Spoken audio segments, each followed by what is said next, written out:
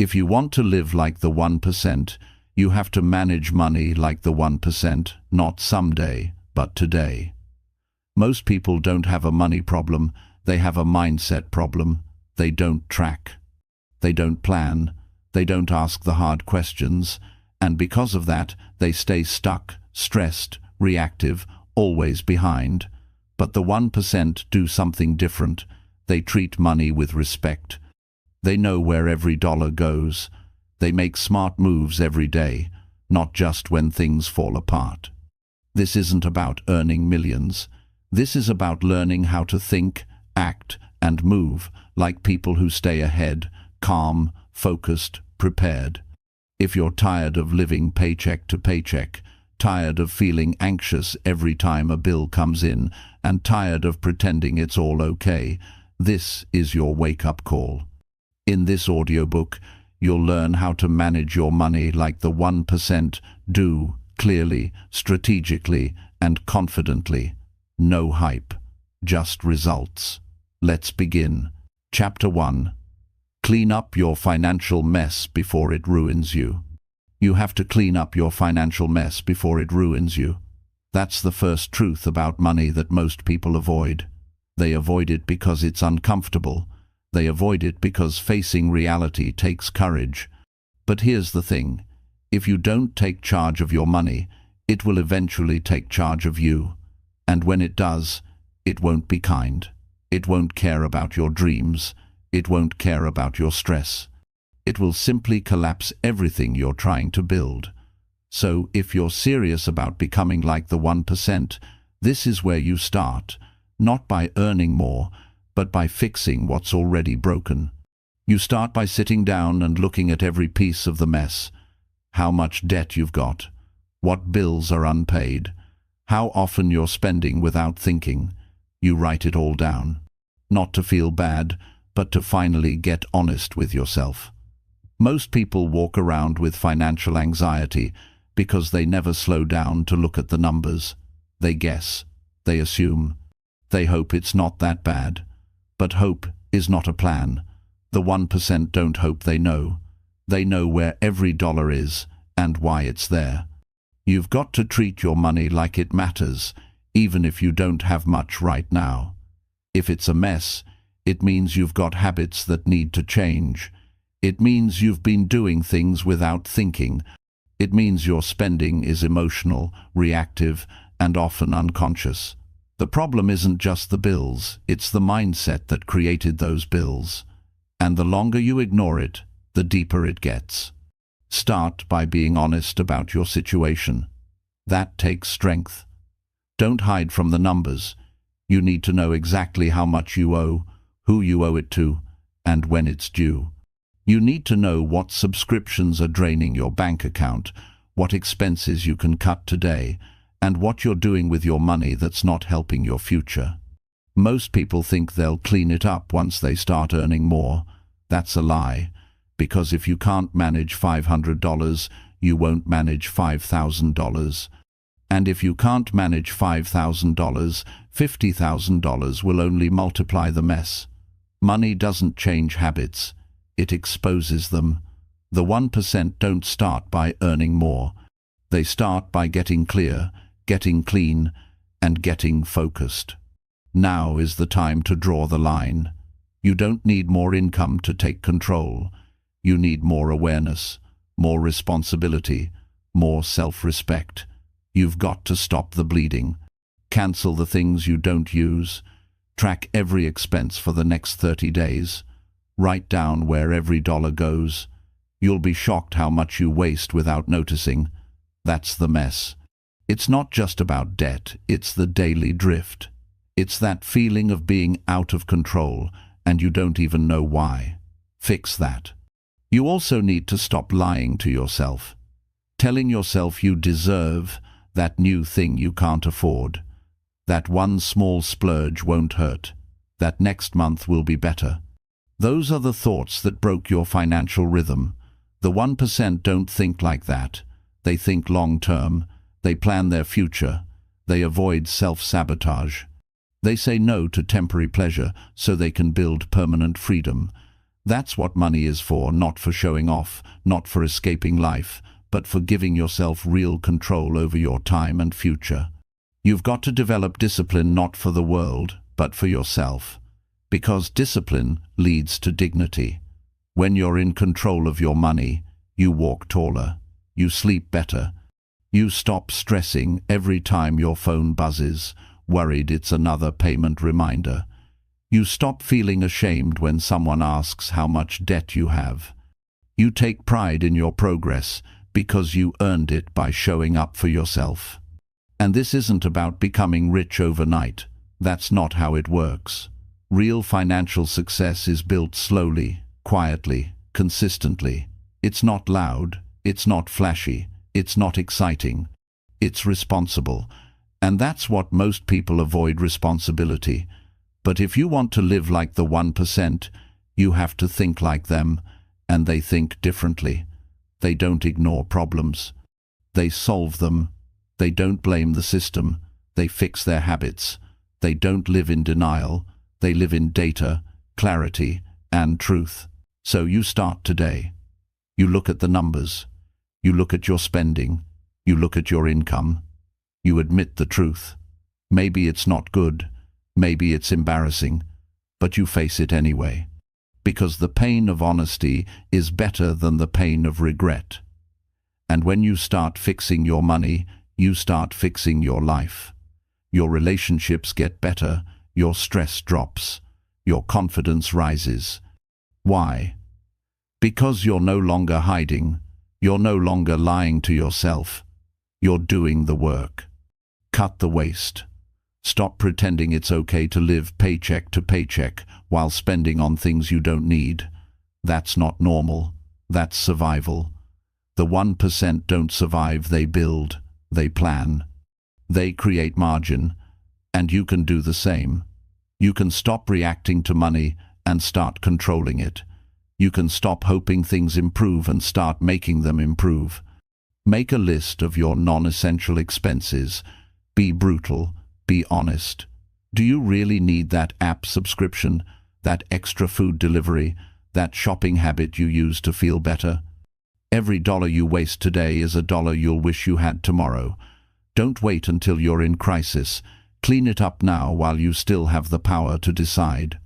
If your finances are out of control, it's not because you're a bad person. It's because you've built habits that aren't working. That's fixable. But only if you stop ignoring it. Nobody will do this for you. Nobody's coming to rescue you. The government won't fix it. Your job won't fix it. Only you will. And that's the good news, because it means you're in control. Start where you are. It doesn't matter how deep the whole island. What matters is that you stop digging, and then you start climbing. One habit at a time. One choice at a time. You stop spending to feel good. You start saving to feel safe. You track your money daily. You hold yourself to a new standard, not perfection, progress. The 1% live by systems. They automate, they track, they review. Every week they sit down and look at their numbers. They know their income, their expenses, their debt, their goals. That's not boring, that's power. You need to build that system for yourself. Pick a day, every week, review your money, update your numbers. Ask yourself, am I getting better or worse? If it's worse, fix it.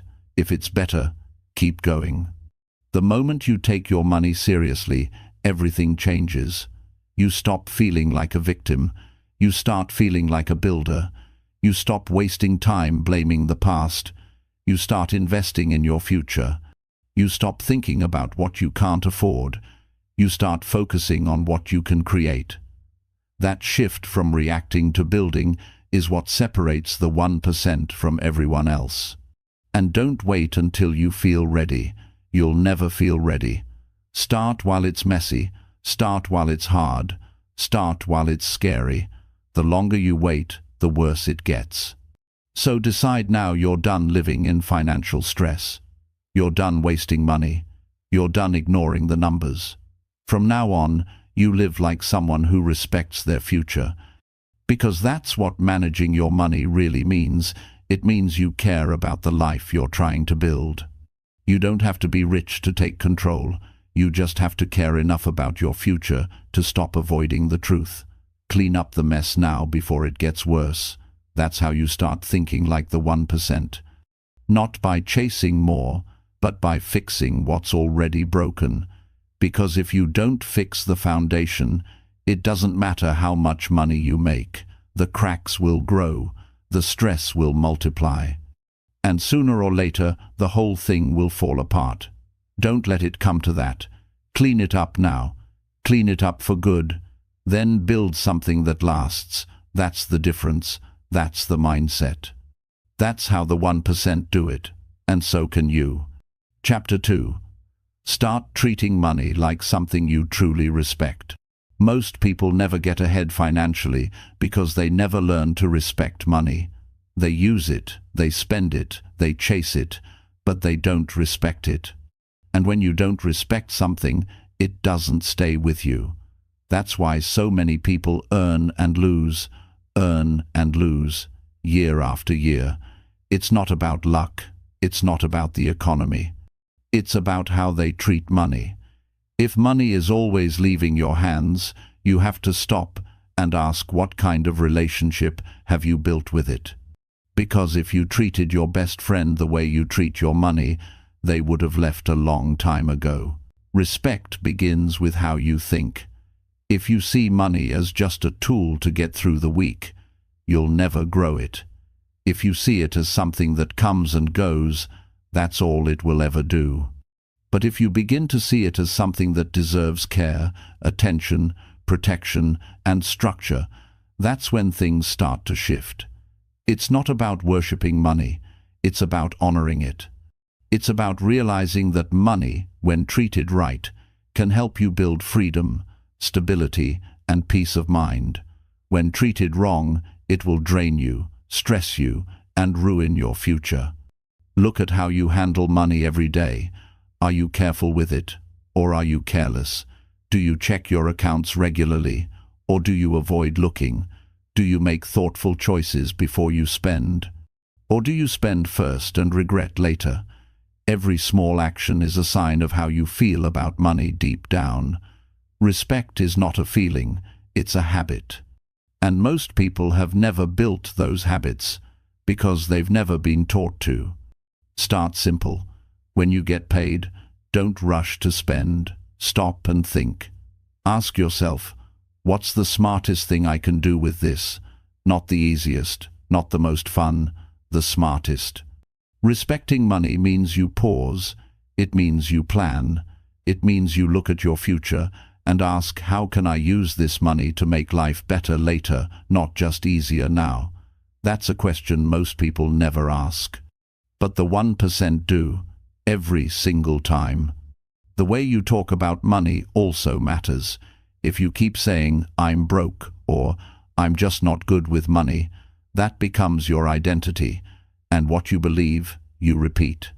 The 1% don't speak like victims, they speak with intention. They say, I'm learning to handle money well. I'm building a better financial future. I make smart choices with what I have. That kind of language creates action, and that action creates results. It's not magic, it's maturity. Respect also means you stop playing games with your money. No more gambling, no more impulsive purchases, no more using it to escape emotions. People often use money to feel better. They shop when they're stressed. They buy things to impress people. They spend just to feel something. That's not respect. That's emotional spending, and it's one of the fastest ways to stay broke. The 1% don't use money to fix their emotions. They use money to build their options. They don't buy what feels good. They buy what moves them forward. You also show respect for money by where you put it. If your money has no home, it disappears. Money needs purpose. It needs structure. It needs direction. You can't just keep it all in one account and hope you'll make the right choices. That's like pouring water into your hands and trying not to spill. You need systems. One account for bills, one for savings, one for investing, one for fun. Give every dollar a job. That's what the 1% do. That's how they stay in control. They don't just earn well, they organize well. Think about how much effort you put into earning money, the long hours, the pressure, the stress. If you work so hard to earn it, why wouldn't you be just as careful with how you use it? That's where respect comes in. You start treating every dollar like it matters. Because it does. You worked for it. You exchanged your time, your energy, your focus to get it. So, it deserves more than to be wasted on random stuff that adds no value to your life. Start asking yourself better questions. Before every purchase, ask, do I need this? Does this help me reach my goals? Is this worth the work it took to earn? Would the future version of me be proud of this choice? These aren't difficult questions. They're powerful. They slow you down. They help you think. And thinking is the beginning of all change. People who respect money think first, spend second. People who disrespect money spend first and regret later. Which side do you want to be on? It's also important to protect your money. If you leave your bank account wide open to every subscription, every impulse, every emotion, don't be surprised when it disappears. You must guard it. Check your accounts weekly. Look at your spending. Look for patterns. What are you wasting money on? What can you cut? What should you change? This is how you stay in control. You don't wait for the damage. You look ahead. You prevent it. That's how the 1% operate. And don't confuse respect with fear. Fear makes you hide. Respect makes you plan. Fear avoids. Respect engages. You're not supposed to be afraid of money. You're supposed to understand it. Learn it. Work with it. Get curious. Ask questions. Read books. Watch how the best do it. Follow the habits of those who've built real wealth. They're not lucky. They're consistent. And consistency starts with respect. You also show respect by being grateful. When you get paid, feel thankful. Not just for the amount, but for the chance to grow, to build, to improve. Gratitude changes how you handle money. You stop taking it for granted. You start taking it seriously. You stop saying, it's never enough. You start saying, how can I make the most of what I have? That shift alone can change your life. Because the truth is, most people have enough to get started. They just haven't built the habits to make it work. People think they need to make 6 figures to start respecting money. That's false. You start where you are. Even with a small paycheck, you can build the habits. You can save a little. You can avoid waste. You can plan smarter. The habits you build with small money are the same ones you'll need with big money. If you don't respect $10, you won't respect 10,000. That's why so many people win the lottery and lose it all. They never built the respect. They never learned the mindset. And remember, money flows to those who manage it well, not those who chase it, not those who brag about it, not those who show it off, but those who handle it with care. You don't have to be flashy. You don't have to be impressive. You just have to be responsible, quietly, consistently, repeatedly, day after day. That's what the 1% do. That's what's possible for you too. Start now. Clean up your spending habits. Build a real budget. Automate your savings. Set up a clear plan. Make your money work for you, not the other way around. And most of all, remember that how you treat your money is how you treat your future. If you're careless with your money, you're careless with your future. But if you respect your money, you're showing the world and yourself that you're ready for more. Respect is quiet. It doesn't need attention. It just works, day after day, choice after choice. And one day, you wake up and realize you're not stressed about money anymore. You're not scared. You're not confused. You're focused. You're calm. You're in control. That's not luck. That's the result of daily respect. If you want to manage your money like the 1%, this is where it starts. Not with more income, not with new tricks, but with deep personal respect. For every dollar, for every decision, for the future you're building. That's the foundation. And once you get that right, everything else becomes easier. Chapter 3. Make your income grow without working more hours. You don't get ahead in life just by working longer hours. You get ahead by working smarter, thinking differently, and building systems that grow without your constant effort. The 1% understand this early. They know that time is limited, but ideas are not. They know that income tied directly to hours is a trap if you don't evolve beyond it. And they know that to multiply their income, they need to disconnect their money from their physical presence. That means learning how to earn even when they're not working. The first shift you must make is this. Stop thinking that working more is the only way to earn more. That's the mindset most people carry. They say, if I want more money, I need to work more hours. But that belief keeps you locked in a cycle.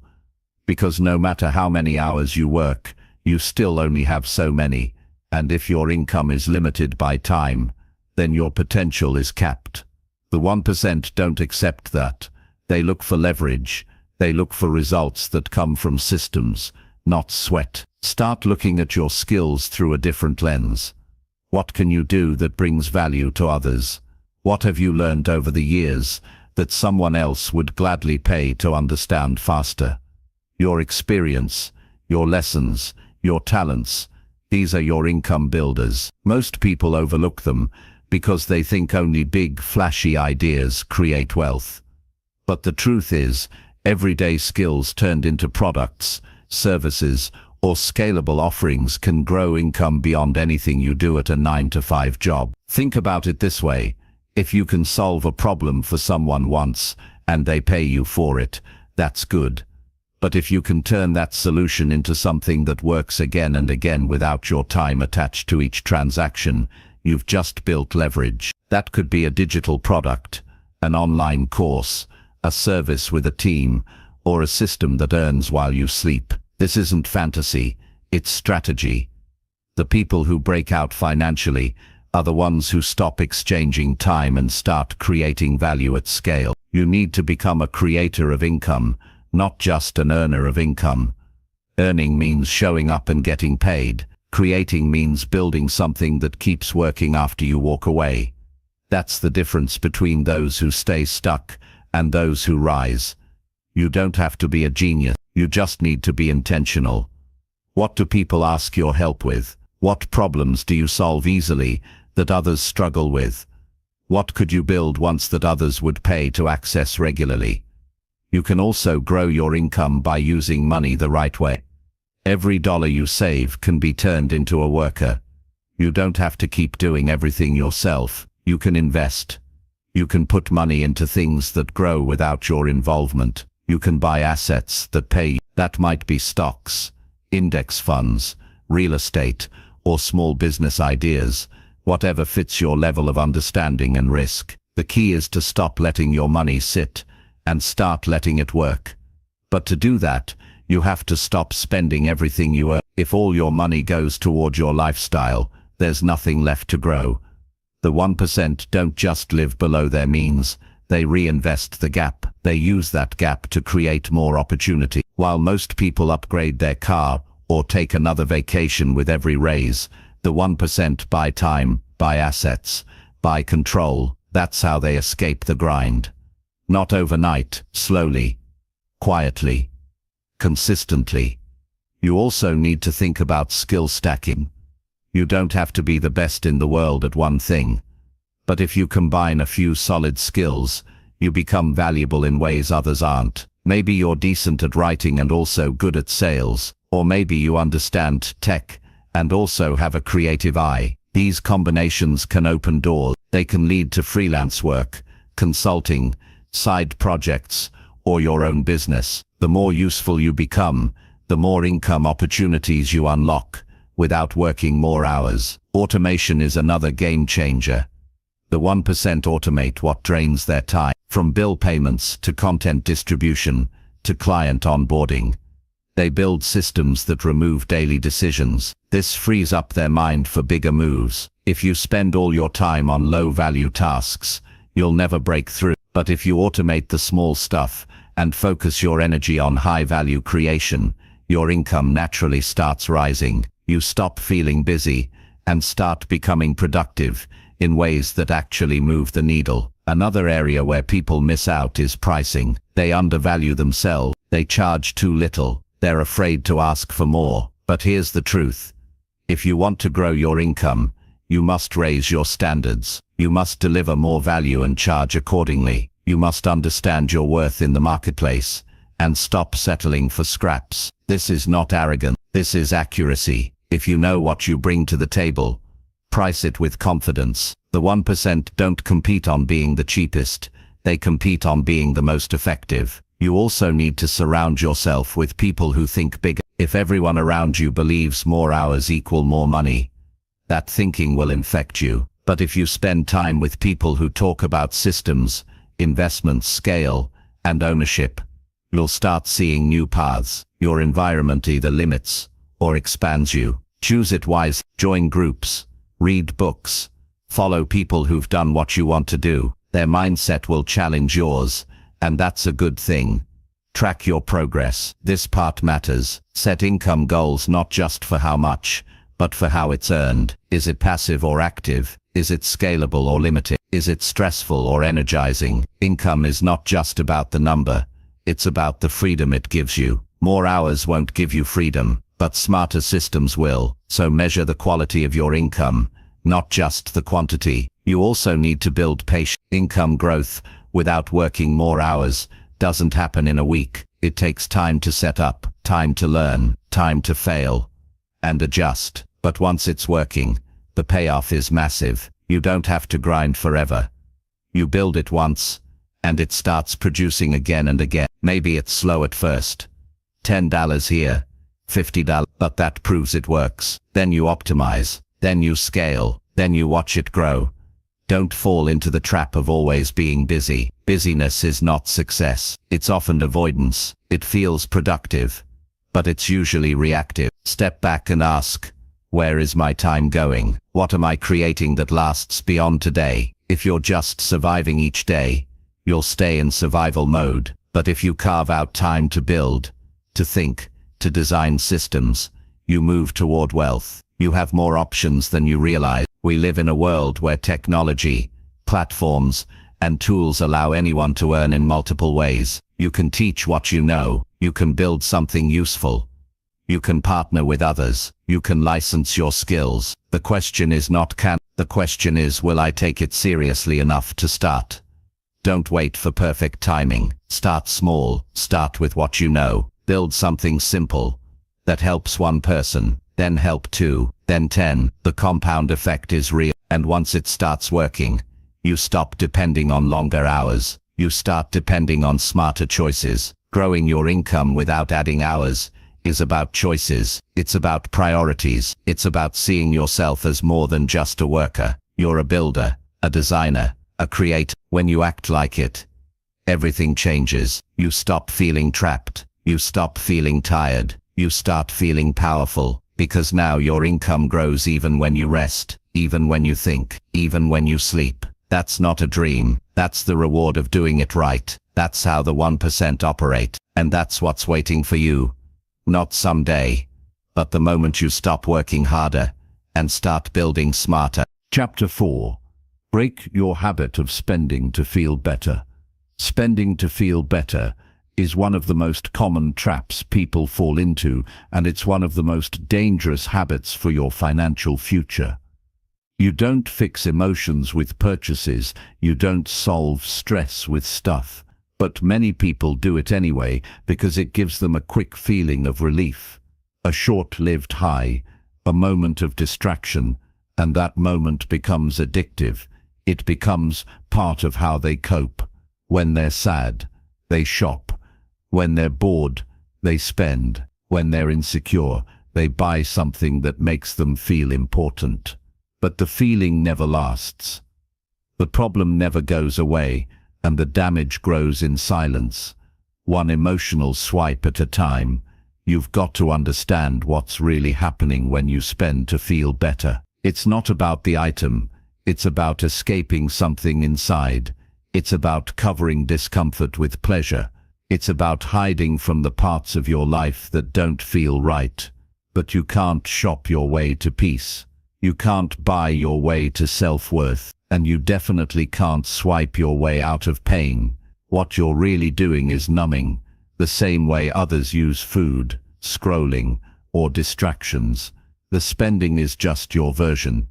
To break the habit, you need to slow down and notice the pattern. What emotion usually triggers the spending? Is it anxiety, loneliness, stress, envy? Pay attention to the moment right before the urge to spend hits. That moment holds the truth. If you can catch it, you can change it. That's where control begins.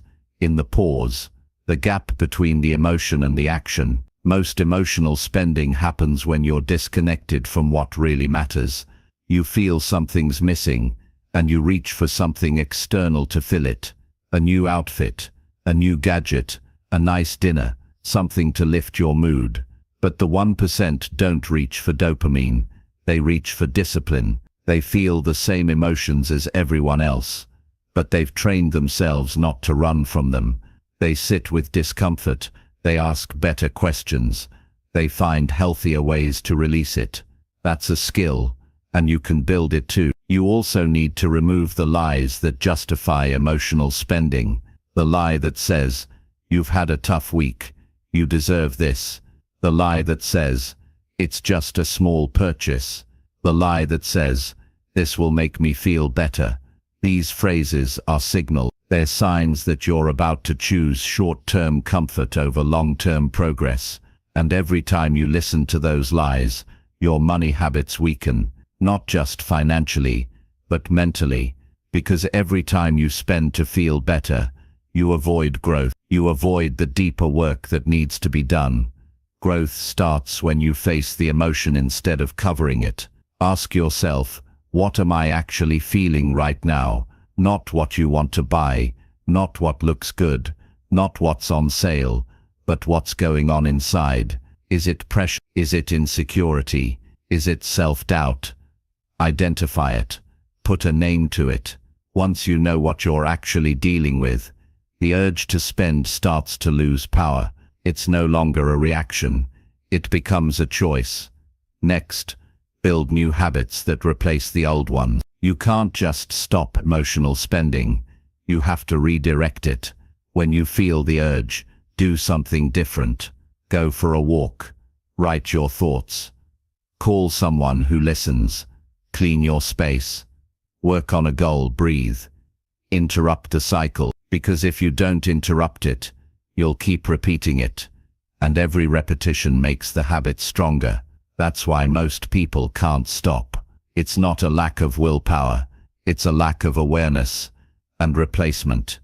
You also need to create a new identity. Start seeing yourself as someone who is in control, someone who chooses wisely, someone who handles emotions with maturity, not money. Identity shapes behavior. If you keep saying, "I'm just a spender," you'll act like one. But if you start saying, "I'm someone who uses money with intention," your actions will follow. Speak it, believe it, reinforce it daily. Make it harder to spend without thinking. Remove saved cards from websites. Unsubscribe from marketing emails. Block shopping apps from your phone. Add friction to the process. Because emotional spending thrives on ease.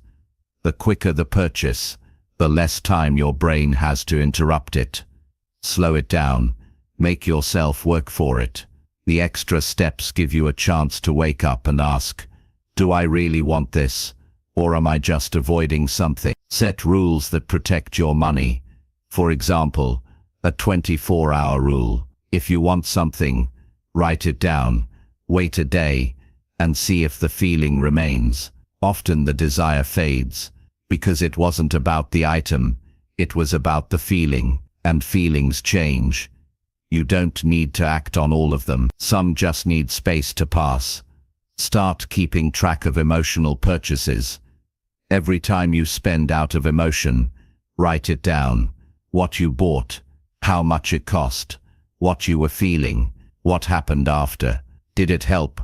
Or did you feel regret? This tracking isn't to shame you, it's to wake you up, to help you see the cost, not just financial, but emotional. Most people don't realize how much they're spending to escape feelings that never get resolved. And when you finally see it, you begin to take your power back. You also need to build a life you don't want to escape from.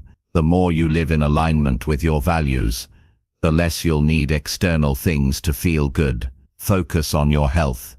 Build real relationships. Pursue goals that matter. Create progress that fulfills you. These things fill you in ways no purchase ever will. When your life is full, the urge to spend out of emotion fades. You no longer need quick hits of pleasure. You're grounded in something deeper. Practice gratitude, real daily gratitude. Write down what's good in your life. Focus on what you already have. Gratitude shifts your perspective. It reminds you that you're not lacking, that you don't need more stuff to feel complete, that your worth isn't tied to what you own. Gratitude creates peace, and peace kills the need to spend to feel better. Create a money goal that inspires you, something that excites you more than the next online order, a goal that makes you pause before spending. Maybe it's a debt-free life, maybe it's a freedom fund, maybe it's investing in something you believe in. Whatever it is, keep it visible, write it down, put it on your wall, look at it daily, because when your vision is clear, your decisions change. The desire to spend fades in the presence of a powerful goal. Talk to someone about your patterns, a mentor, a coach, a friend who understands. You don't have to do this alone. Emotional habits lose strength when they're exposed. When you talk about them, you learn, you grow, you stop feeling like you're the only one, and you get support that keeps you on track. Most people struggle silently, but silence keeps you stuck. Speak up.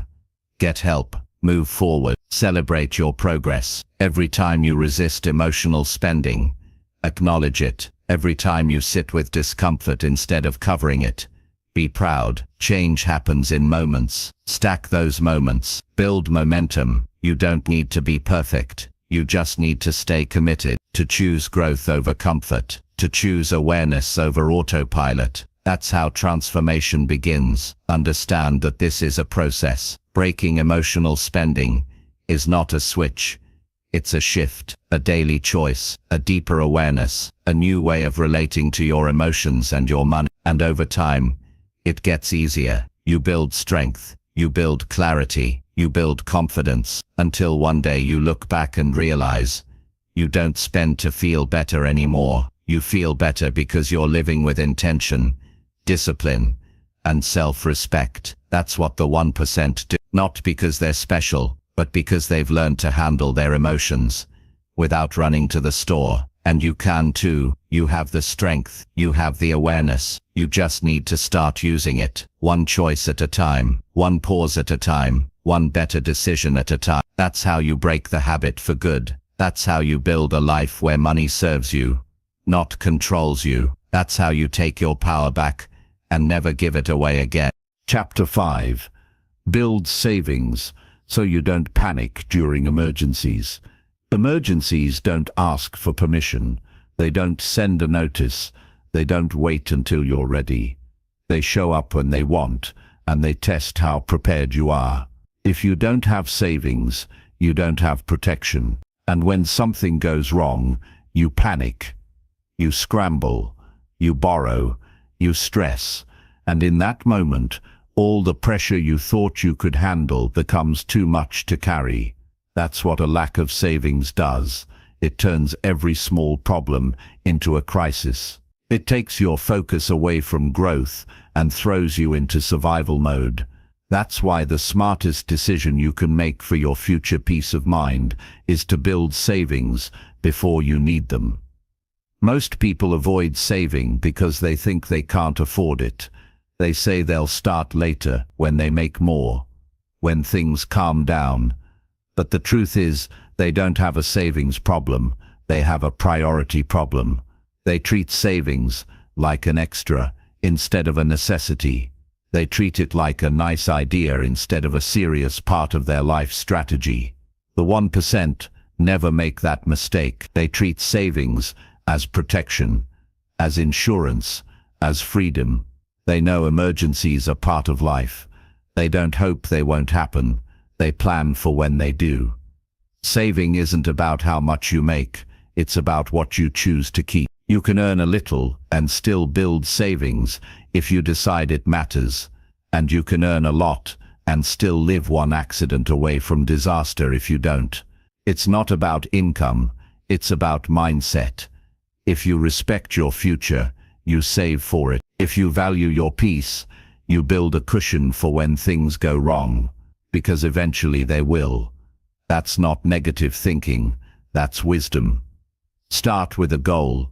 Don't make it complicated. Just decide you'll set aside a small percentage of whatever you earn. 5%, 10%, even 2% is better than nothing. The number isn't what matters most, the habit does. Saving is a muscle. You build it by using it. The amount grows over time. But if you never start, nothing changes. And when an emergency hits, you're right back where you've always been, panicking, borrowing, and falling behind. Open a separate account for savings, not one you use every day, not one that's easy to dip into. Give it distance. Give it purpose. Call it your calm fund if you want, because that's what it gives you. Calm when everyone else is in chaos. Every time you add to it, remind yourself that you're building strength. You're creating security.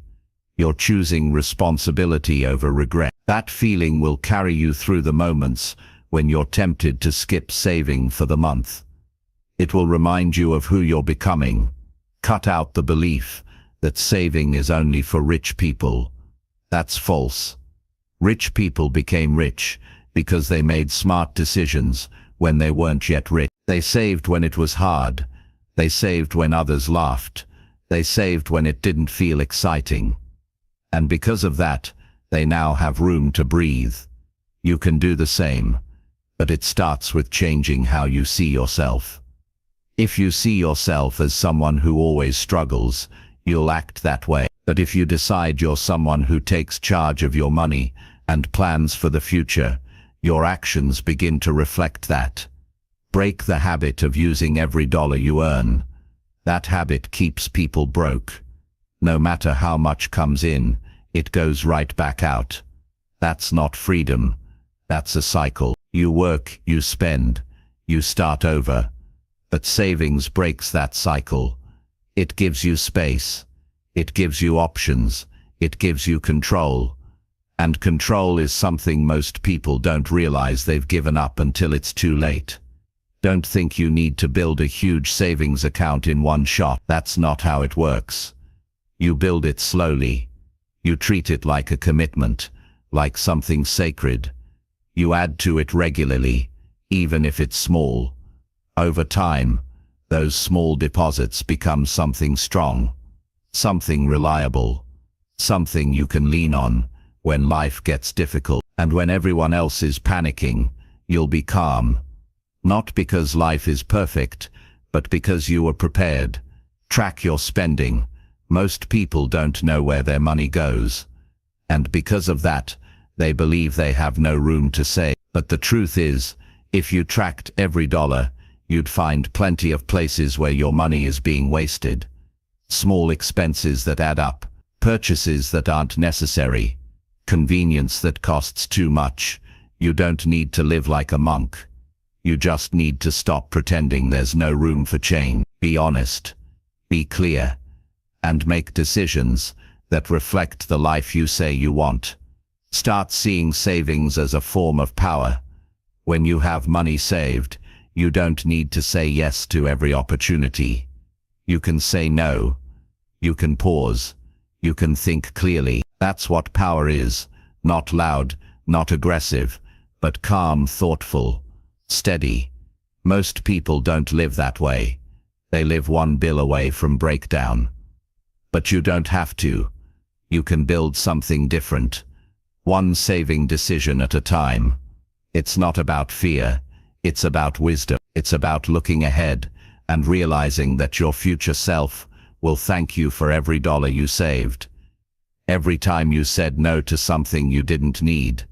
Every time you prioritized peace over pleasure. That version of you, stronger, more stable, more secure, is built by the choices you make today. Teach yourself to feel good about saving. Most people only feel good when they're spending. That mindset keeps them poor. But you can train your brain to find pride in saving, to feel strong when you add to your account, to celebrate progress. It takes intention, but it works. Eventually you'll find more satisfaction in watching your balance grow than you ever did from buying another thing you didn't need. If you have debt, that's okay. You can still save. You don't have to choose one or the other. You can pay down debt and build a small savings buffer at the same time. In fact, having savings can prevent you from falling deeper into debt during the next emergency. That's what most people miss. They pay off everything, leave nothing in savings, and then a flat tire or a medical bill wipes them out again. Balance your strategy. Protect your progress. Make saving automatic. Remove the emotion. Don't wait until the end of the month to see what's left. Pay yourself first. Set up a transfer that moves money as soon as you're paid. Treat it like a bill, a non-negotiable, because your future is not optional. Your peace is not optional, and your stability is worth protecting. Create a plan for emergencies. Know what kind of savings you need. 3 months of expenses, 6 months. Start with 1 month. That's a strong goal. If you can cover your basic needs for 1 full month without income, you've already built something most people never do. And from there, you keep going, month by month, progress by progress. Review your savings every week, not to stress, but to stay aware. Awareness creates responsibility. It keeps you engaged. It reminds you of what you're building. Don't ignore it. Don't hide from it. Stay connected. Let that number represent your effort, your discipline, your commitment to living with strength instead of stress. You're not weak for being unprepared in the past, but you will stay stuck if you don't decide to change now. You have what it takes to build saving. You have what it takes to live with peace. But peace doesn't come from wishing. It comes from action. Small, daily, consistent action. When the next emergency shows up, and it will, imagine the difference between reaching for a credit card in panic and calmly handling it with money you've saved. That difference is everything. It's the difference between feeling out of control and feeling capable, between reacting and responding, between chaos and calm.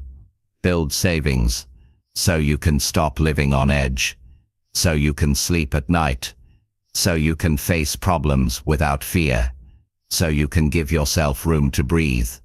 Life is full of unknowns, but your response doesn't have to be panic. It can be strength. It can be calm. It can be confidence.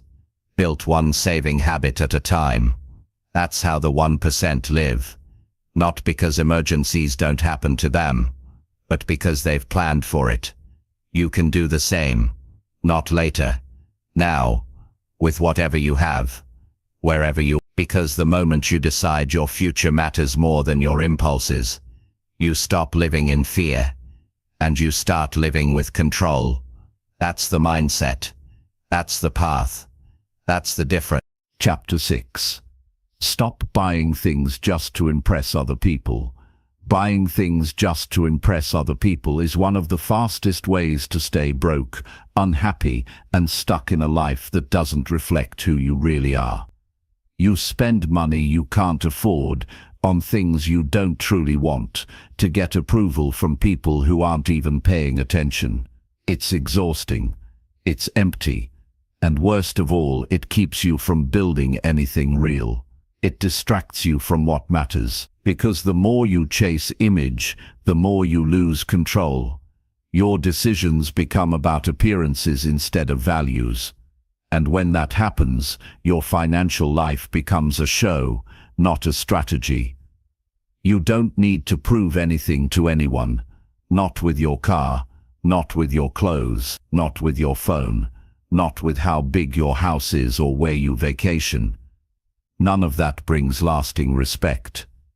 People might notice for a moment, but they move on quickly, and when they do, you're left holding the bill, the payment, the stress, the regret, all for a moment of attention that didn't build you up. It broke you down. This habit is rooted in insecurity. When you're not confident in who you are, you try to buy confidence. You try to create it through what people see. You say, "Look at my life," hoping they'll admire it, but deep down you know it's a performance. That's why it never feels good for long. That's why the high doesn't last. Because approval that's based on stuff is shallow, it fades quickly, and you're stuck needing the next thing, and the next, and the next. It becomes a cycle, not of growth, but of validation. You have to ask yourself who you're really trying to impress. Is it strangers online? Is it friends who are doing the same thing? Is it family members who once doubted you? Most of the time, the people you're trying to impress aren't thinking about you at all. They're too busy worrying about their own lives. That's the truth. Most people are not watching your every move. You are not being judged the way you think you are. And the sooner you realize that, the sooner you can stop living for other people's reactions. Real peace comes from living according to your values, not their expectations. Real wealth is built quietly, not for show. The 1% don't waste money proving they have money. They don't need to. They're focused on freedom, not attention. They care about assets, not applause. They don't buy things to be noticed. They buy things to make life easier, smarter, more efficient. And often, they don't buy at all. They wait, they think, they move with purpose, not pressure. If you want to build financial strength, you have to let go of the need to be seen as successful, because most people who look successful are faking it. They're leasing the car, they're drowning in debt, they're living paycheck to paycheck behind the scenes. Don't copy a life you wouldn't trade places with when the lights go off. Don't follow someone's lifestyle if you wouldn't want their stress. Your life is yours. You don't owe anyone a show. You don't have to keep up with anyone. Your clothes don't define you. Your phone doesn't define you. Your apartment doesn't define you. Your job title doesn't define you. Who you are, how you live, how you treat others, how you spend your time, that's what matters. That's what builds self-respect. And the stronger your self-respect is, the less you'll feel the need to prove anything to anyone. Stop letting social pressure shape your spending. Just because everyone around you is upgrading doesn't mean you should.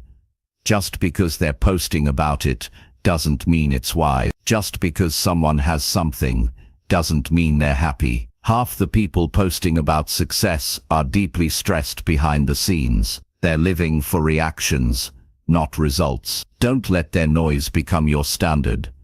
Build a financial life that gives you peace, not performance. Choose clothes that are comfortable and clean, not just expensive. Choose a car that's reliable and affordable, not flashy. Choose a phone that does what you need, not what everyone else wants. Choose to live below your means, even when you could spend more. That's power. That's control. That's how real wealth begins. Take time to define what success means to you, not what you were told, not what others expect, but what actually matters to you. Is it time freedom? Is it zero debt? Is it being able to help your family? Is it waking up without financial stress? These are the things worth building. These are the wins that matter. When you know what matters, you stop wasting money chasing things that don't. Challenge yourself to go a month without buying anything, just to impress someone. Notice the difference in how you feel. Notice how much money you keep. Notice how much pressure lifts when you're not trying to perform for others. That pressure, it's been draining you. It's been pulling you away from your real goals. The moment you stop feeding it, you take your power back. Focus on investments, not image. Image fades, investments grow.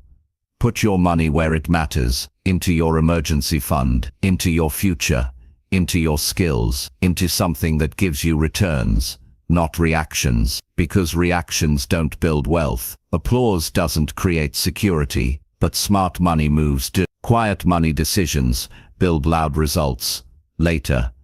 But you have to be patient, and you have to be focused. Stop explaining your choices. You don't need to justify living simply. You don't need to explain why you didn't buy the latest thing. Your goals don't need permission. Your peace doesn't need validation. You're allowed to live on your own terms, even if others don't understand. And often, the people who mock your discipline now will envy your freedom later. Stay focused. Think long-term. What matters more? Their approval today, or your freedom 5 years from now? What matters more? A new phone every year, or being debt-free for life? What matters more? Weekend shopping sprees, or waking up with no financial anxiety? You know the answer, but you need to act on it. You need to choose the future you want over the attention you don't need. Teach yourself to be proud of simple living, proud of discipline, proud of walking away from trends. That's not weakness. That's wisdom. That's strength. That's maturity. And the more you walk that path, the stronger you become, not just financially, but mentally. You stop being swayed by opinions. You start leading yourself. That's real confidence. Pay attention to your triggers. What makes you want to buy to impress? Is it scrolling on social media? Is it being around certain people? Is it boredom? Recognize the pattern. Interrupt it. Replace it. If social media feeds comparison, take a break. If certain environments pressure you, step away. You don't need to prove yourself in places that don't care about your real growth. Choose people who don't care what you wear, what you drive, or how much your shoes cost. Choose people who care about your character, your values, your consistency. Those are the people who last, and those are the people you can be real with. You'll never feel free if you surround yourself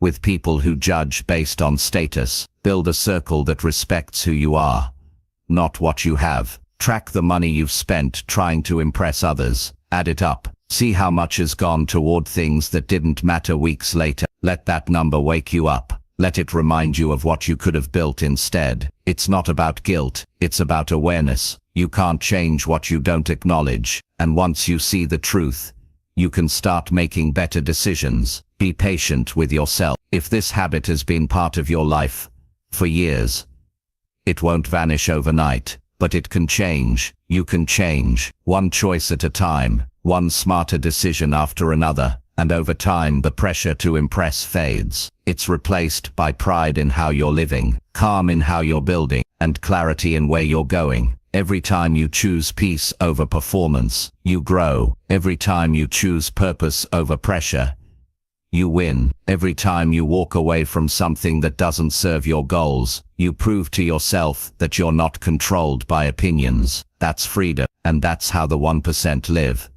Not for others, but for their own growth. You don't need to be noticed to be successful. You don't need to be loud to be strong. You just need to be clear, consistent, and committed to building a life that reflects your real values. That's how you win, quietly, powerfully, on your terms. That's how you stop buying things just to impress, and start building a life that actually means something. Chapter 7. Use money to build freedom, not fake happiness.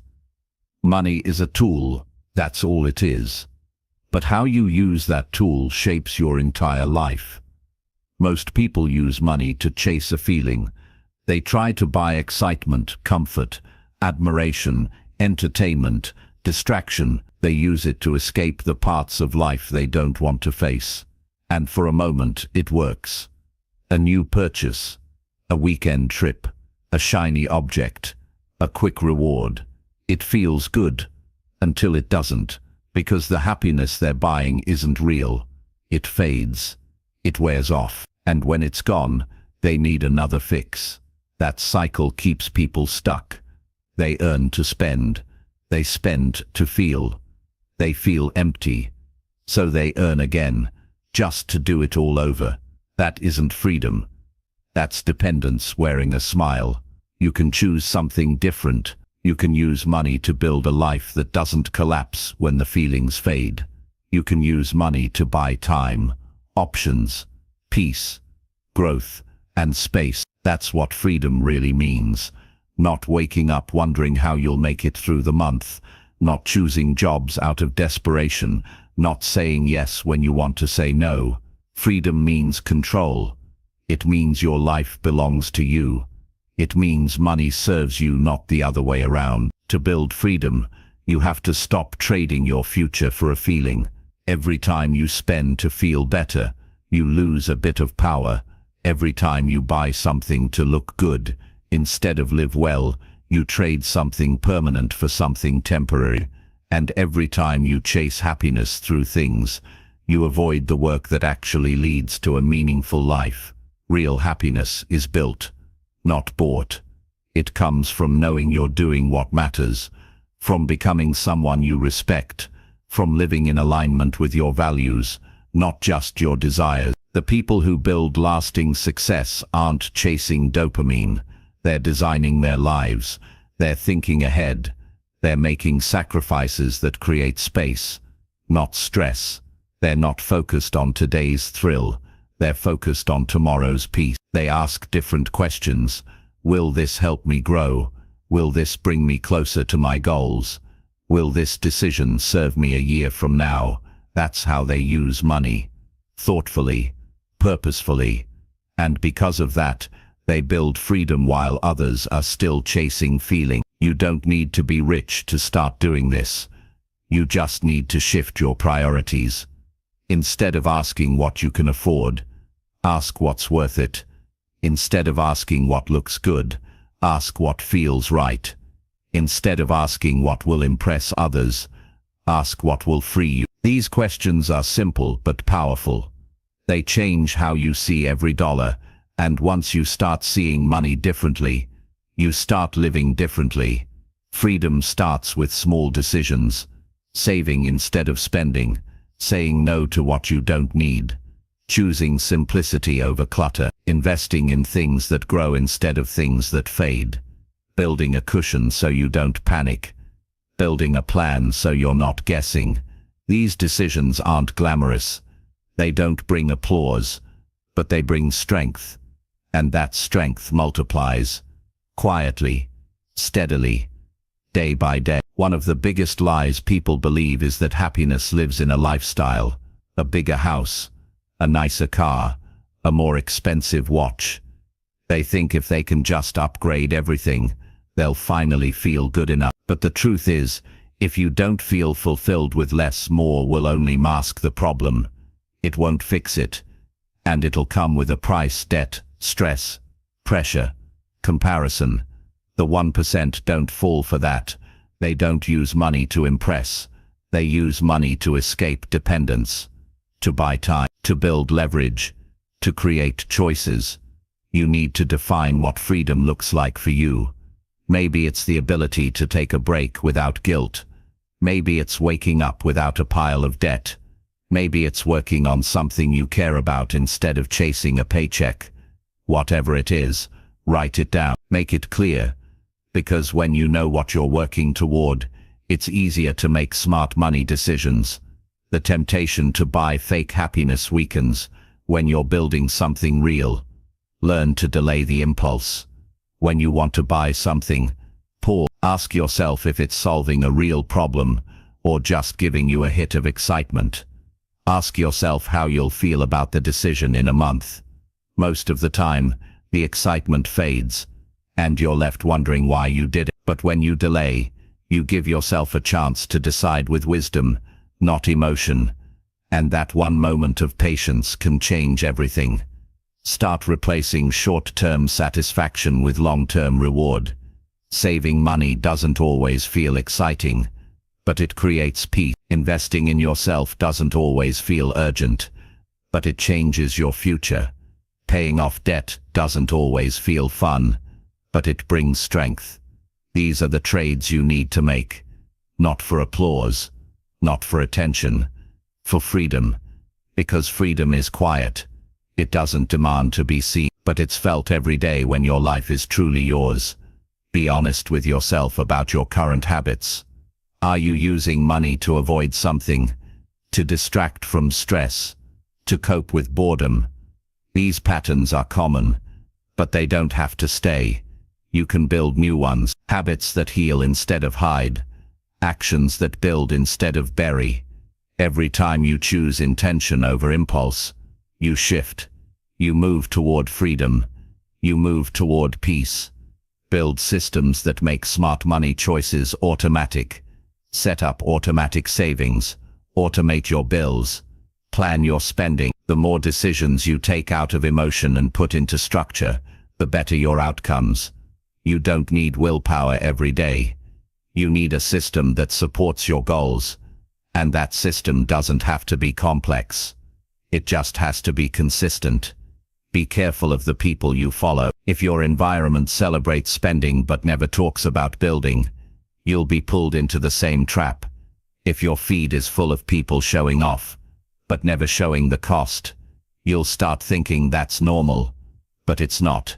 The loudest people often have the weakest foundation. Choose mentors who talk about peace, not just possessions. Choose examples who live with purpose, not just performance. Teach yourself to find joy in progress, in building, in becoming. When you see your savings grow, celebrate. When you invest in something smart, feel proud. When you walk away from a pointless purchase, acknowledge the strength it took. These are the moments that matter. These are the habits that shape your future. Real growth feels different. It's quieter, but it's deeper. And once you start experiencing it, you won't want to go back. You don't need more things. You need more clarity, more courage, more consistency. These things don't come from a store. They come from within. From deciding that your life is more valuable than what others think. That your future is more important than today's thrill. That your freedom is worth protecting at all costs. Money can bring peace. It can bring choices. It can bring stability. But only if you use it that way. If you waste it chasing fake highs, it will become your master. But if you use it with purpose, it becomes your servant. It supports your life instead of stealing it. That's the shift you need to make. From using money to feel better now, to using money to build a better life long term. You're not here to impress anyone. You're here to grow, to build, to live on your own terms. Every dollar you use with that mindset brings you closer. Every decision you make with that level of clarity gives you more control. You don't have to live like everyone else. You don't have to buy what they buy. You don't have to prove anything. Just build what matters and let your money reflect your values, not your insecurities. Freedom isn't about escaping work. It's about choosing it. It's about working on what you love, not what you're forced into. It's about saying yes, because you want to, not because you need to. That kind of life is possible, but it's only possible if you stop wasting money chasing feelings and start using it to create options. You won't get there by accident. You'll get there by accident. You'll get there by deciding what matters most and aligning every financial decision with that vision. You'll get there by staying consistent, even when it's not exciting. You'll get there by trusting the process, even when it's slow. That's how real wealth is built. That's how lasting peace is created. Use your money to build something solid, something that supports your goals, something that gives you room to breathe. Fake happiness fades. Freedom stays. Choose wisely. Choose intentionally. Choose the path that leads to real control over your life. Because that's the life you deserve, and it's waiting for the moment you start using your money to serve your future, not your feeling. Chapter 8. Know exactly how much you owe right now. If you don't know how much you owe, then you're not really in control of your money. You might feel like you're managing things. You might feel like you're getting by. But if the total number isn't clear, you're operating in the dark, and that darkness keeps you stuck. It creates stress in the background of your life, even when you're pretending things are fine. It shows up in your decisions, your mood, your sleep. You might not notice it every day, but it's there. Hiding from the truth doesn't protect you. It just delays the pain. That's why the first real step to financial freedom is facing the full picture. Knowing how much you owe is not about judgment. It's about clarity. Clarity gives you the power to make a plan, to take steps forward, to stop living in fear of a number you haven't faced yet. Too many people are afraid to look at their debt because they think it will overwhelm them, but avoiding it doesn't make it smaller. It only gives it more power over your life. The longer you avoid it, the more control it takes, and the only way to take back that control is to get honest, completely, fully, unapologetically honest. You start by writing it all down. Every single debt, credit cards, student loans, personal loans, medical bills, car payments, anything with a balance. Don't round it. Don't guess. Log in to the accounts. Get the real numbers. Write them down next to the interest rate, the minimum payment, and the due date. Don't skip a single one. The goal is total awareness, not partial, not vague, full awareness. Because until you know exactly what you owe, you can't build a real plan. You're just guessing, and guessing keeps you stuck. It might feel uncomfortable. That's normal. It might be more than you thought. That's okay. What matters is that now you know, and once you know, you're no longer powerless. The worst feeling comes from the unknown. When you're unsure, you carry a quiet anxiety that follows you everywhere. But when you finally face the numbers, that anxiety starts to lose its grip. You might not have the solution yet, but you've taken the first step: truth. And truth is always the beginning of freedom. Now that you have the full picture, you can start organizing it. Sort the debts by size, or by interest rate, or by which ones are causing the most pressure. Choose the method that fits your situation. The goal isn't to fix everything overnight. The goal is to take one step at a time, from a place of clarity, not confusion. When you're clear, your decisions get better. You stop wasting money. You stop forgetting due dates. You stop reacting. You start planning. Most people underestimate how much stress their debt is causing. They think it's manageable because they're making minimum payments. But carrying debt you don't fully understand creates mental noise. It makes you second-guess yourself. It makes you delay goals. It makes you feel like you're falling behind, even if your income is growing. That's the cost of not knowing. It doesn't just affect your money. It affects your mind. Start thinking differently about your debt. It's not your identity. It's a number. It's not permanent. It's a current snapshot. And just like any problem, it gets better when you bring focus, action, and consistency. You don't need to be ashamed of your past decisions. You just need to stop avoiding the consequences. The 1% don't ignore problems. They face them early. That's why they stay ahead. It's not because they're perfect. It's because they take responsibility fast and fully. Be specific with your plan. Decide how much you can put toward your debt each month. Even if it's small, commit to it. Automatic payments. No skipping. No waiting until you feel ready. Progress doesn't wait for motivation. It waits for decisions. You've already taken the hardest step by facing the truth. Now keep the momentum going. Pay more than the minimum. even if it's just a few extra dollars. Every extra payment shortens the timeline. Every bit of progress rebuilds your confidence. Don't ignore the emotional side of this either. Debt can feel heavy. It can feel like failure, like you messed up, like you're behind. But emotions can lie. The truth is, you're not behind.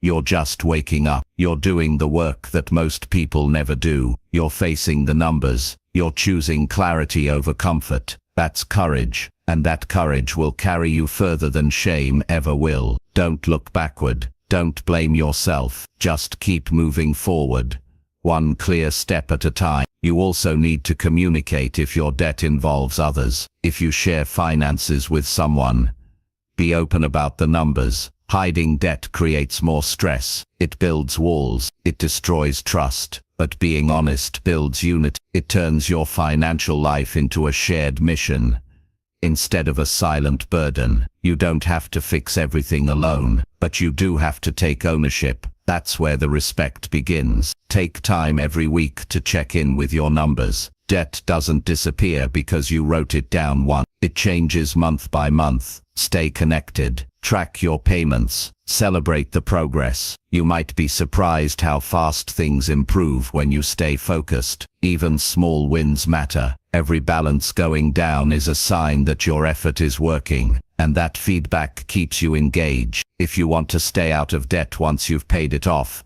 the clarity you build now is your armor. People fall back into debt because they stop paying attention. They think they're done learning. But freedom requires maintenance. It requires vigilance. The habits that get you out are the habits that keep you out. Keep tracking, keep reviewing, keep your eyes open. That's how the 1% avoid going backward. Use tools if you need them. Budget apps, spreadsheets, debt trackers, whatever helps you stay organized. Don't rely on memory. Don't assume you'll remember every due date. Systems protect progress, and the stronger your system, the less room there is for stress to creep back in. You want peace of mind, not panic. And peace comes from structure. Understand your debt, not just emotionally, but mathematically. Know how much interest you're paying. Know which debts are costing you the most over time. This knowledge isn't just helpful, it's essential, because without it, you're making random payments, without a strategy. But with it, you can optimize. You can focus on the high-interest ones first, or you can build momentum by paying off the smallest ones. Both approaches work, but pick one, commit, and stay consistent. This is your moment to stop drifting and start leading. Stop letting bills surprise you. Stop letting balances pile up. Stop living in confusion about your money. You don't have to live like that. You can know exactly where you stand at all times, and that knowledge will calm your mind, sharpen your decisions, and empower your future. When you know what you owe, you can measure progress. You can set real goals. You can create timeline. You can visualize being debt-free. That clarity drives motivation, and that motivation fuels discipline. This is how financial transformation begins, not with a raise, not with luck, but with responsibility, with facing the facts, and deciding they will no longer control you. The best part is, the moment you write down everything you owe, you're already ahead of most people. You've already taken control. You've already started the process. And the more honest you are with your numbers, the more confident you'll become in your ability to manage. The number might be big. That's okay. You're not afraid of the number anymore, because now you're looking at it, you're addressing it, and you're changing it. You don't need perfection. You need truth. And you've got that now. So use it. Build a plan. Track the changes, make the payments, stay aware. That's how you take control of your money. That's how you change your relationship with debt. And that's how you move forward. Clearly, confidently. One smart decision at a time. You know what you owe. Now you get to decide what happens next. Chapter 9. Get serious about learning what rich people do. If you want to change your financial future, you have to stop guessing and start learning what rich people actually do. Not what you assume they do, not what they show on social media, what they actually do behind closed doors, with their thinking, their habits, their systems, their decisions. That knowledge is available, but most people never take it seriously. They treat wealth like a mystery or a dream. They think rich people are lucky, or born into it, or just different. So they never study it. They never observe it. They never copy it. They keep living the same way, hoping one day things will change. But things don't change just because you want them to. They change when you start doing what works, and the people who win financially are doing things you're not doing yet. Getting serious about learning how rich people operate means treating wealth like a skill, not an accident. It means dropping the excuses. You can't keep saying money is evil or rich people are selfish. Those beliefs keep you broke. They keep you stuck in a mindset that pushes wealth away instead of attracting it. Rich people are not better than you. They're just more educated about money. They've made different choices. They've paid attention longer. They've built patterns that produce results. And if you want those results, you need to study the patterns. Look at how they spend their time. Rich people value learning. They read. They study markets. They research trends. They take courses. They hire coaches. They ask questions. They don't assume they know everything. They invest in knowing more. They surround themselves with people who know more. They treat knowledge like capital, because it is. What you know affects every decision you make, every investment, every risk, every dollar spent. And when you know better, you do better. Start paying attention to what rich people read, what they talk about, what they track. They don't just watch entertainment all day. They don't scroll through distractions for hours. They focus on growth. They focus on data. They learn how business works, how money moves, how wealth is built and protected. They take that seriously, because they know information compounds just like money does. The more you learn, the sharper you become, and sharp minds make sharp decisions. Study how they use their money. Rich people don't just make more. They manage better. They give every dollar a job. They invest early. They automate systems. They protect their income. They live below their means longer than necessary. They value control over image. They delay gratification. They don't spend to look successful. They spend to create leverage. That's a mindset shift most people never make. They think earning more will fix everything. But if you don't learn how to manage money, earning more will just multiply your mistake. Watch how they build multiple streams of income. Rich people rarely depend on one paycheck. They create income from investments, businesses, assets, royalties, partnerships. They build things that pay them long after the work is done, and they start small. They test. They adjust. They scale. They don't wait until it's perfect. They take action, and they learn from results. If you're depending on one job to fund your entire life, you're always one decision away from disaster. Wealthy people don't take that risk.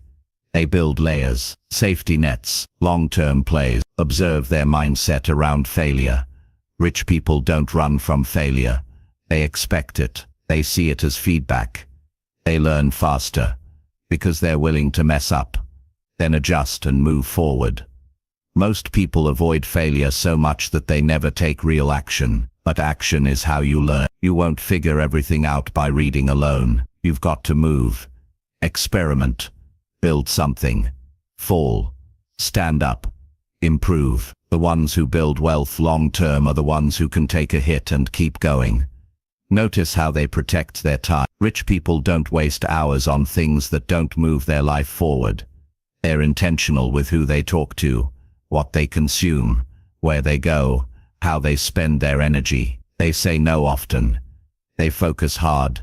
They keep distractions out. That discipline creates space for thinking, planning, building. Without that, everything becomes noise. And when you live in noise, you can't hear your next move. You can't see your path clearly. Learning from rich people means studying how they create space to lead themselves. Take a deeper look at how they view money emotionally. Rich people don't fear money. They don't worship it either. They respect it. They treat it as a tool. They separate emotion from decision-making. They don't spend because they're sad or bored or pressured. They spend because it fits the plan, because it creates a return, because it aligns with their long-term strategy. That kind of clarity doesn't happen by accident. It's learned, practiced, repeated. And you can do the same if you take it seriously enough to study it. Don't get distracted by surface-level advice. Look deeper. Look at what's behind the advice. What habits built it? What beliefs shaped it? What principles drive it? Rich people follow systems. They build habits. They track progress. They reflect often. They don't live on luck. They live by design. And everything they do has a reason behind it. That's what you need to understand. The why behind their choices. Once you understand that, you can start making your own powerful choices. Not just copying what they do, but adopting how they think. Build your personal education plan. Don't wait for school. Don't wait for someone to tell you what to learn. Create your own path. Study books on wealth. Learn about investing. Understand cash flow. Study taxes. Watch how markets move. Ask people who are ahead of you what they wish they'd known earlier. Be curious. Be relentless. Don't settle for surface knowledge. Go deep. Break it down. Connect the dots. And most of all, apply what you learn, because knowledge without action is just noise. Get around people who live different. If everyone around you thinks budgeting is boring, saving is impossible, investing is risky, and rich people are greedy, you need new voices. You need mentors, not just friends. You need builders, not just talkers. You need examples, not just opinions. Because who you spend time with shapes what you believe is normal. And if you want to grow, you need a new normal. One where wealth building isn't strange. It's expected. Don't wait until you're earning more to start learning more. Learn now. The habits you build today decide what happens when more money does come. Most people think their financial problems are because they don't make enough. But when they finally earn more, nothing changes. Because the problem wasn't income. It was ignorance. It was lack of structure, lack of discipline, lack of knowledge. Fix that now. Study now. Apply now. That's how you make the most of every raise, every opportunity, every increase. Take notes. Keep a journal of what you're learning. Write down insights, lessons, strategies. Track what's working.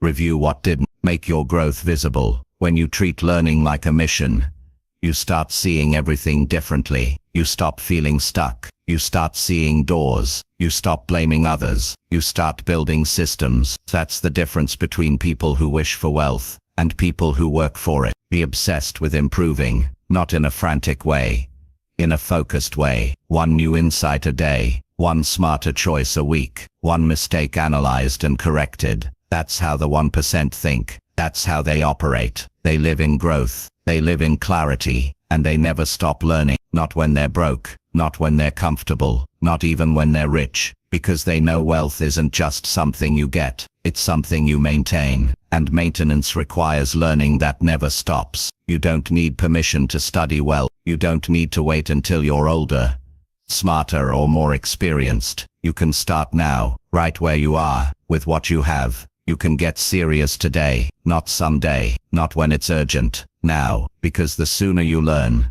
the faster you grow, and the faster you grow, the more opportunities you create. That's how wealth begins, not with a check, but with a mindset. This is the difference between staying where you are and stepping into who you're meant to become. It's not magic, it's not mystery, it's discipline. And the first discipline is learning what works from people who have already done it. Stop assuming, start studying, stop guessing, start applying. Get serious about learning what rich people do, and soon, you'll stop wondering how they got there. You'll start living what they've lived, because you'll finally understand what it takes. And more importantly, you'll be willing to do it. Chapter 10. Act rich by making smart money moves. Daily. You don't have to be rich to start acting like someone who is. In fact, most people who become rich did so because they built the habit of making smart money moves every single day, long before they had wealth. Acting rich isn't about faking success. It's not about showing off, spending big, or pretending you have more than you do. It's about thinking wisely, deciding with clarity, and treating your financial future like something that matters every day. It's about practicing the behaviors that lead to real wealth, not just waiting until you have more money to start doing things differently. Every day, you're making choices with your money. Some of those choices bring you closer to freedom, and some pull you further away. The small decisions count. The coffee you buy out of habit, the subscription you forgot to cancel, the impulse purchase you justify as a reward. It all adds up, and if you keep telling yourself that small things don't matter, you'll keep living with small progress. But when you start treating every dollar like it's important, you shift into a new level of discipline. That's what acting rich really means. It's not loud, it's not flashy, it's calculated, it's intentional. People often think they'll change once they have more money. They say they'll get organized when their income grows. They'll start saving when they make enough. They'll invest when things settle down. But if you're not making smart moves now, you won't magically start when you have more. Habits build wealth, not wishes. And habits are built in the present. If you waste money today, you'll likely waste more tomorrow. But if you're focused, responsible, and intentional now, that mindset will scale with your income. Smart money moves are simple but powerful. Paying yourself first instead of spending first. Tracking where your money goes. Living below your means without complaining. Choosing to save even when it's inconvenient. Saying no to what doesn't serve your goals. These aren't glamorous moves. They don't get applause, but they build something stronger than approval. They build security, and once you have security, you start to feel something most people never do. Peace. Acting rich means having the courage to plan long-term. It means choosing a strong future over a comfortable now. It means not needing validation through things. It means knowing your worth isn't in your clothes, your car, or your gadgets. It's in how you think, how you manage, how you lead yourself. The real power comes from being the kind of person who could upgrade their life, but doesn't need to right away. That restraint builds wealth. That patience creates space. That discipline forms the foundation. Get used to thinking before you spend. Ask yourself, is this helping or hurting? Is this creating freedom or pressure? Am I buying this because it aligns with my values or because I'm reacting to stress or boredom? These questions will sharpen your mind. They'll teach you how to delay gratification. Not because you can't afford something, but because you know there's something better to build. That's how the wealthy think. They don't chase feelings. They follow a plan. Create systems that support smart behavior. Automate your savings. Schedule your budget check-ins. Set reminders to review your financial goals. Make it harder to make bad decisions by putting good systems in place. When you don't rely on willpower, you free up mental energy, and that energy can be used to create more opportunities. A smart money system doesn't take long to set up, but it pays off every single day by keeping you aligned. Start measuring progress daily, even if it feels slow. $1 saved, a small debt payment, a wise decision avoided, a wasteful one. These are real wins. Stack those wins. Track them. See how they accumulate over time. Acting rich means you're not waiting for a big break. You're building the break, brick by brick, decision by decision. And the more consistent you are, the faster things shift. Cut what doesn't matter. Remove the noise. Stop spending on things that have no lasting value. You're not missing out. You're leveling up. Most people stay broke trying to keep up with things they don't even truly enjoy. But you don't need that. You need progress. You need clarity. You need results that show up in your bank account, your mindset, and your confidence. Every time you choose a smart money move over a quick pleasure, you're training your future to be stronger than your past. Remind yourself daily that your goal is freedom. That means waking up with options, That means not needing to stay in a job you hate. That means being able to invest in what matters, give without stress, and live with intention. All of that is built on the back of smart decisions, repeated over and over, not once, not when it's convenient, every day. Whether you feel like it or not, there's power in simplicity. Don't overcomplicate it. Spend less than you earn. Save a portion of every paycheck. Keep your fixed expenses low. Avoid debt, unless it builds something valuable. Track your numbers so you're never guessing. These are the habits that make people wealthy, and you don't need millions to start them. You just need commitment. You just need the decision to act like the person you want to become. Stay aware of your environment. If the people around you mock financial discipline, you need better conversations. If your feed is full of consumption and comparison, you need a new input. Surround yourself with ideas, people and examples that encourage smart living, that normalize smart choices, that remind you that real wealth is quiet, consistent, and strategic, and that being different now is the reason you'll be free later. Don't let boredom be your excuse. A lot of people make bad money choices just because they're bored. They shop to pass time. They buy because they're tired. They spend because they feel stuck. But acting rich means facing boredom and choosing to build anyway. Read a book, plan your goals, work on a skill, do something productive. The most financially successful people use boring moments to prepare, to create, to grow. Track your net worth, even if it's small. Watch the number. Learn from it. Let it motivate you. Every time you bring clarity to your money, you remove confusion from your life. And with that clarity comes better actions. It helps you stop lying to yourself, helps you stop saying "I think I'm doing okay," and start knowing exactly where you stand. That self-honesty is what separates dreamers from doers.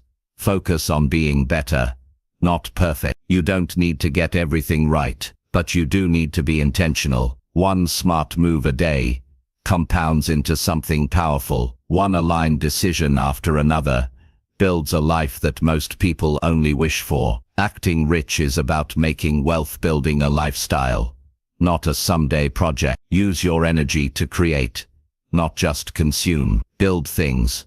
Start something. Learn how to make money grow. Don't just work for money. Learn how to make money work for you. That's a move rich people make daily. They focus on assets, not just income. They focus on ownership, not just spending. That's what you need to bring into your daily routine. Ask yourself, what am I building today? What am I learning? What systems am I improving? Keep your mind sharp. Study finance. Understand taxes. Learn how businesses scale. Learn what leverage means. This is the language of freedom. Most people avoid it because it's unfamiliar, but once you get it, you start making decisions with power. You stop being confused and start being clear, and clarity leads to smarter moves. Every single time. Use today as proof. You don't have to wait to be wealthy to act wealthy. You just have to start with what you have, where you are. Be the person who plans ahead, who saves without being told, who tracks without stress, who learns without needing motivation. That's how you build something real. That's how you take control. And when the world tells you to relax, to loosen up, to treat yourself when you can't afford it, remember why you started. Remember that acting rich isn't about pretending, it's about preparing. Every smart move you make today protects you tomorrow. Every smart habit you build now becomes the reason you get to live on your own terms later. So keep stacking good choices. Keep ignoring the noise. Keep leading yourself when no one's watching. That's how you win. Not with a lucky break, not with a secret shortcut, but with simple, consistent, smart money moves. Repeated daily, no matter what. That's the real definition of acting rich, and that's exactly how you become it.